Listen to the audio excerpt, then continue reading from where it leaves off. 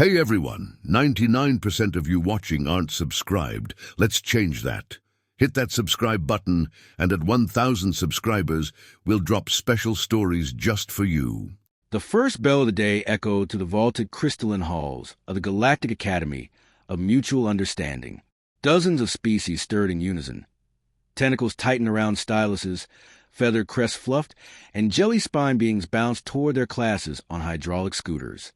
In room H7, Instructor Velcrin, a gelatinous orb of wisdom from the Archon Nebula, hovered in anticipation. Today was a special day.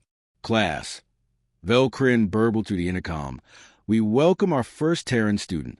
Let's exhibit our renown. HRRGT, mutual respect. A collective murmur rippled across the room. The name Terran triggered curiosity, and maybe just a dash of dread. Everyone had heard of humans. Unpredictable, emotional, chaotic, but clever. Still, most assumed they were small, smooth, and relatively harmless. The door hissed open. In stepped Kara Monroe. She was only slightly taller than the insectoid Gresnik's twins, wearing a patched-up academy uniform and an enormous grin. Strapped to her back was a titanium-ribbed satchel, and her blonde curls bounced with every confident step. Behind her, the door hissed again, and something much larger entered. 8 limbs padded across the polished floor. Jet black fur, sleek and predatory, shimmered under the overhead light strips. A sinuous tail swept low, its tip twitching. Its eyes, golden and calculating, scanned the room with quiet intensity. Twin nostrils flared, catching the scent of every creature present. It made no sound. It didn't have to. The entire room recoiled. Instructor Velcrin emitted an anxious chirp. "Miss Monroe, is that your companion?" Kara nodded cheerfully. "Yup, this is Nugget, my class pet." Silence. Nullith crystals hummed nervously. A feathered Varkari student dropped their stylus with a clatter. One small amphibionette lay out a croak and dove beneath her desk. "I was told we could bring one class pet," Kara continued. "Nugget's mine. He's at all his shots. And I added a neural compliance mesh to reduce spontaneous territorial behavior." "Spontaneous," Velcrin stammered. A single clawed foot clicked on the floor. Nugget was staring at a floating aquapod with mild interest. When it blinked nervously, he tilted his head in a disturbingly human manner and mimicked the blink perfectly. Then he purred. The sound was not comforting.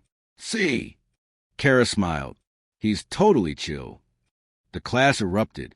"That's not a pet," shrieked Silith, the serpentine linguist from the Mondai cluster. "That's a military-grade death beast." "His teeth have teeth," cried an Orcian hybrid from the back row. "He looked directly at me, and I felt my ancestors scream," moaned the Varkari, now hyperventilating into a feather-lined pouch. Velcrin glitched mid-sentence. Perhaps we should step into the hall, Miss Monroe." The principal's office. Principal Gorvax was a 6-eyed administrator with 6 times the stress. Kara sat across from him, legs swinging calmly. Nugget sat beside her, tail curled neatly, watching the security drone hover with twitching interest. "We have strict regulations," Gorvax said, voice low and gravelly. "Companion animals must be emotionally docile, ecosystem neutral, and weigh less than 20 standard units." "Nugget's only 19.8, Kara said, smug. "You rounded down." Gorvax snapped.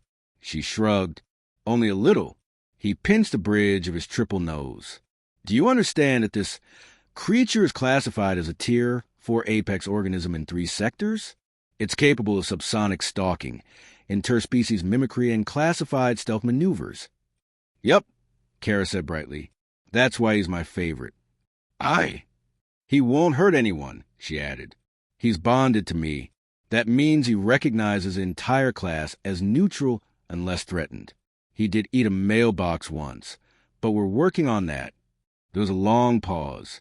Finally, Gorvax sighed. "I will consult the board. In the meantime, Nugget must stay muzzled and cloaked during transitions. If he even sniffs a classmate too hard." "I'll remove him myself," Kara said, suddenly serious. Gorvax blinked. Something in her tone told him she'd fought to keep Nugget before. Back in class. When Kara returned, all eyes were on her and her beast. Nugget padded to her side of the room and curled beneath her desk.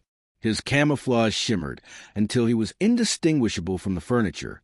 Instructor Velcrin cleared his throat with a worried burble. Well then, let's continue with today's lesson on intergalactic cultural boundaries. As Velcrin launched into a historical overview of the Torque-Krell reconciliation, Kara opened her desk and fed Nugget a freeze-dried steak chip. He snorted happily. No one said a word for the rest of the period, but several students secretly added learn Terran customs to their to-do lists, because clearly they had no idea what humans were capable of.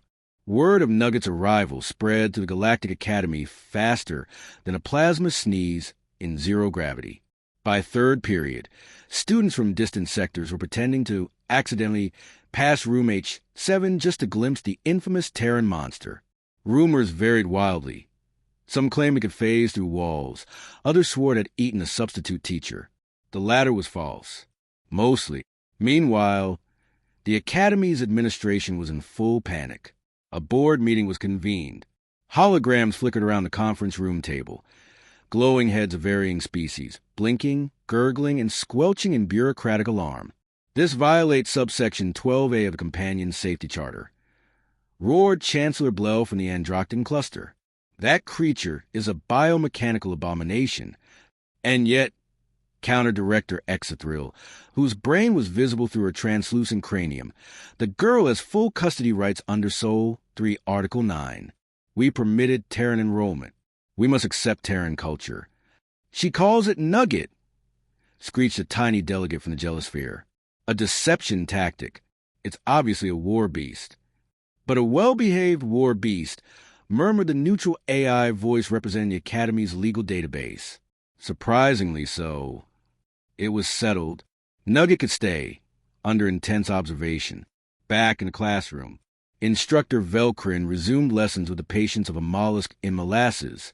Students tried their best to focus on linguistic polyform analysis, but eyes kept darting to Kara's desk. Nugget had tucked himself beneath it like a napping panther, completely still except for the occasional soft thrum that vibrated the floor. During breaks, Kara fielded questions like a celebrity on a press tour. Is it legal to own that? Does it have blood or molten terra fluid? Can you ride it? No, Kara answered patiently. Yes, it bleeds a scratch, but good luck scratching it. And absolutely, you can ride him, just not indoors. I learned that the hard way. A brave, tentacled student named Boz crept closer. Does it love you? Kara scratched Nugget behind one horned ear. He rumbled like a miniature thunderstorm. Only me. Dissection lab incident. The turning point came during biotech class. The students were analyzing the organ layout of a defunct silicon crawler. Perfectly standard, perfectly safe, until one of the specimen's parasitic eggs activated. With a pop, a flesh tendril burst from the crawler's corpse and latched onto a student's exosuit, spraying digestive enzymes. Panic erupted. Before anyone could move, Nugget was in the air. He launched over desks in a fluid leap and landed on the crawler corpse. One clawed paw held the thrashing parasite down. His fangs sank into the tendril and tore it clean off. It disintegrated with a hiss. Nugget snarled, a sound like tectonic plates grinding together, and stood guard between the twitching remains and the stunned students. Everyone stared. Then Nugget sat and sneezed. Principal Gorvax, round 2. I thought you said he was safe. Principal Gorvax bellowed, gesturing at the containment drone footage on the monitor. He saved a student. Kara argued. Tornak would have melted if Nugget hadn't acted. Protocol requires teacher intervention, not biological warfare. Nugget responded faster than the neural net. Gorvax slumped. Do you know how many complaints I received from concerned parents? Kara tapped her chin. At least 400? 872, he growled. But also, she added with a grin, 27 requests for Apex pet applications. Some of the students want companions like Nugget. Of course they do, Gorvax muttered, because children are insane. After-school observation report. Later, Two Academy observers followed Kara and Nugget to the outdoor biome dome, a vast, simulated natural habitat for recreation and exercise.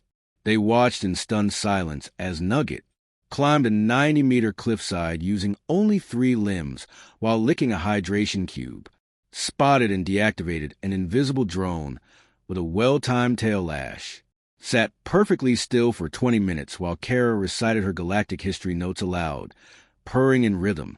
The observers took notes. Observation. Creature is extremely intelligent. Obeys commands. No aggression unless triggered. Conclusion. Dangerous? Yes. Loyal?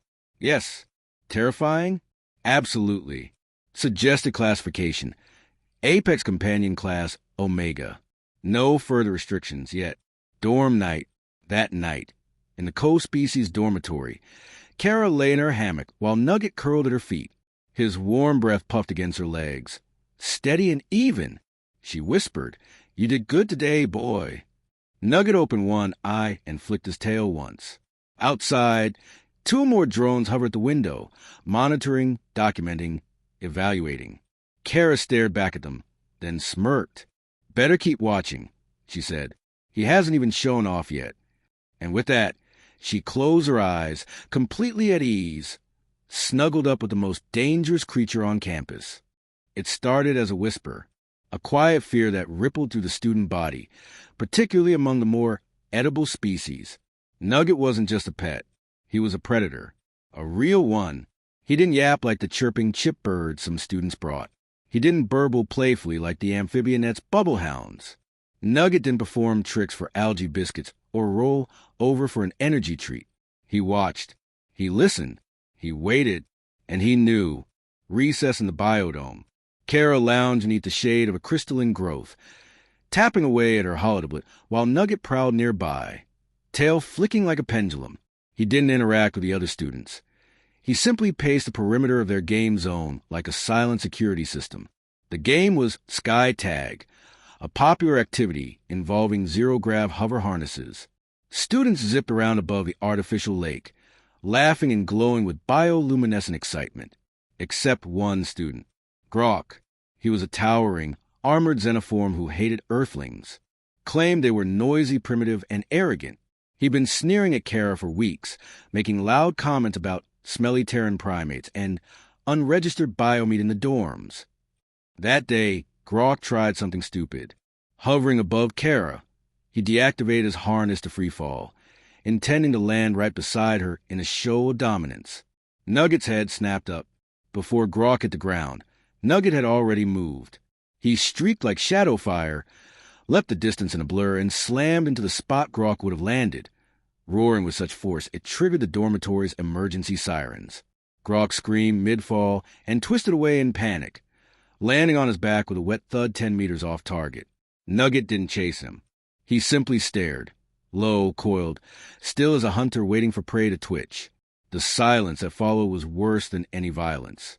Grok didn't bother Kara again. Popularity shift. After that, things changed. No one called Nugget a pet anymore. They called him the Shadow Guard, Terror Tail, Fluffy Doom, and, in hushed tones, the Apex. Ironically, the very thing that had made Kara an outsider now made her something of a celebrity. Other students started asking for her help. Can Nugget guard my pod during social studies? Do you think he'd protect me from the cafeteria clingers? If I give him my dessert cube, will he sit next to me at lunch? Kara didn't charge anything, not officially. But she did start a side project, teaching her classmates how to understand Nugget signals. Nugget only growls when something's really wrong, she explained during a student-run seminar. If he narrows his eyes but doesn't move, that's a warning. If his tail goes stiff, run. Just run. She called the course Apex Communication 101. It filled up in 3 days. Planetary Field Week. Every semester, the Academy took students off-world to participate in controlled exposure exercises. Real environments, real wildlife, real danger, within reason. This year's destination, Arctic Base, a moon facility orbiting a red giant, chosen for its diverse and volatile climate zones. The objective was to study interplanetary ecology, adaptive survival strategies, and bonding. Each student was allowed one companion. Most brought comfort pets or NAV drones. Kara brought Nugget. The supervising teacher, a prickly silicon-based entity named Proxim Hex, wasn't thrilled. "I expect him to stay leashed," Hex grated. Kara lifted Nugget's collar. "He is." Hex blinked his optical ridges. "That's decorative. Only if you're lucky." Disaster strikes. On day 3, during a guided exploration of the hot zone canyons, something went wrong. The seismic sensors pinged too late. A biohydra, long thought extinct, erupted from beneath the canyon floor.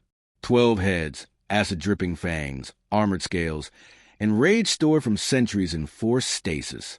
It lunged fast and furious toward the students. Proxim Hex activated the shield field, but it was slow to form. Kara's classmates scattered in panic.